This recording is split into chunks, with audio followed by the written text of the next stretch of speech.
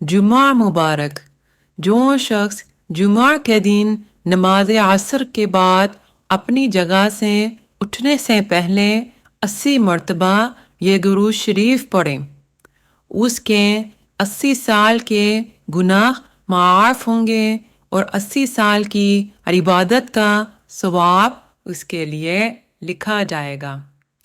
اللہم صلی علی محمد النبی الأمی وعلی آلہ وسلم تسلیما۔ ایک اور روایت میں ہے کہ رسول پاک صلی اللہ علیہ وسلم نے فرمایا، مجھ پر درود پڑھنا پل صراط پر گزرنے کے وقت نور ہے۔ جمعہ کے روز کثرت سے درود پاک کا ورد کیا کیجیے اور اسے اپنا معمول بنا لیں۔